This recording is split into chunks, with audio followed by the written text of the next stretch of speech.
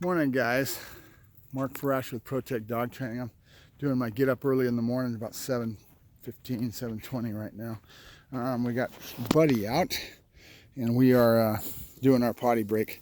But I wanted to, I posted a few videos yesterday, and I'm going to post some more over the next few days because I'm kind of at a spot with his training with Buddies where I'm going to go ahead and start accenting some points. And you guys, if you've been watching my videos for any length of time, you know that I like to accent points when I get to going through some things.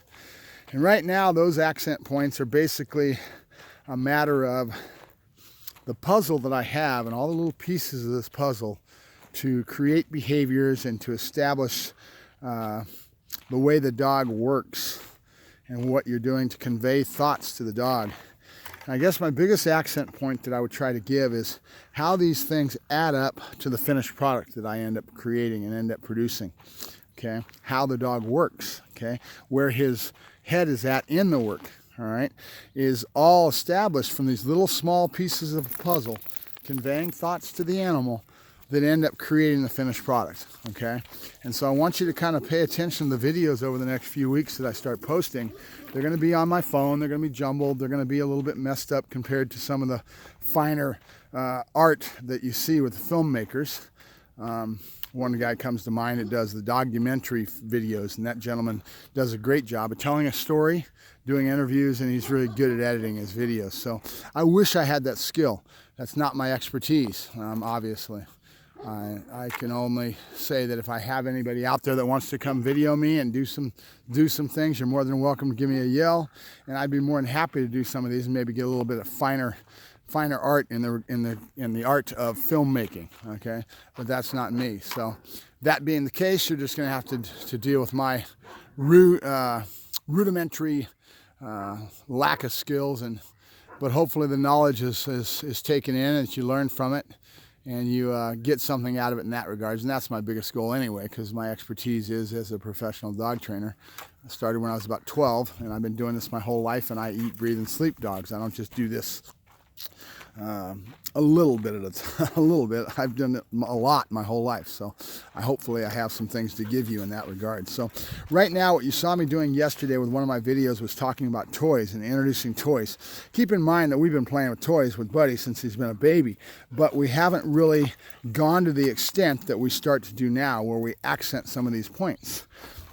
And Buddy now is crawling all over me and being a turd because he's happy to be out in the morning. This is his normal morning behavior. I usually don't let him mug my legs and go too crazy on this because I've got to assert some dominance over him and not let him get this. Behaviors will all go into other things as he starts to mature. So you saw me doing some ball work with him and accenting the balls. And I've been watching a couple of videos on capping. And capping is a term used for when you take energy in a dog and you cap it and you put it into something. It's like a behavior, like a sit or a down. You see me doing this all the time with my balls, where I'm saying down and then I give him a yes and I throw that. That's basically capping in a nutshell. I start that when they're young. I start accenting these points to the animal through my explosion release that you see me doing, where I'm saying yes and I'm bouncing away from it into excitement. So what you're doing is you're taking the dog from one behavior state, from one state of mind. Some people will call it energy level. I don't like using that word. I say drive states. And I was working with a good friend of mine yesterday, and I was trying to teach him about understanding that most of what you're doing when you're doing all this is manipulating drive states, okay? And your ability to be cognizant and aware of drive states and learning how to manipulate that drive states with capping, okay? If you want to get into that and say that's what I'm doing when I'm doing that ball work, that is capping.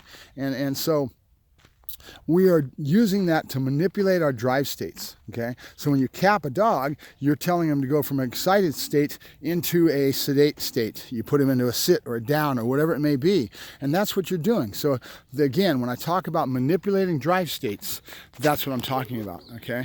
But the more you do this, the more the dog starts to learn to be able to take his energy levels to a very sedate, very easygoing, calm state, to an excited state, and then be capped. And when you do that, that's what gives you the control overall of the behaviors that you're teaching. Because remember, it's not just heel, sit, down, stay. A come and a finish, those are behaviors. It's how the dog is working in the work. And so this is what you see me doing when I'm manipulating drive states and I'm working with this animal. This is what's more important to me than anything, because in the end result, that's what's going to make that dog mature into that finished product and to give you the type of the work you're looking for. Okay, so again, I'm working with high energy outflow dogs, and I'm taking it to a finer point in my work. Okay, it's not just heel, sit down, stay. It's more about where's the dog's head at in the work. So this is what I'm talking about when I touch these points, and I say it a different way. My terminology is different because I've been doing this for so many years, but I hope that it helps you learn as a layman, as an amateur, in what I am doing to create this finished product. Okay, so we'll talk to you soon. I thank you very much. Have a good weekend. We're going to be out here working dogs. We'll see if I can get Tina to film me some more, accenting and going over some more of these points. And hopefully I'm going to show you all these little points, all these little pieces of the puzzle and how they come together. Okay, that's the key. So I'll talk to you later. Have a good day, and we'll see you soon. Bye-bye.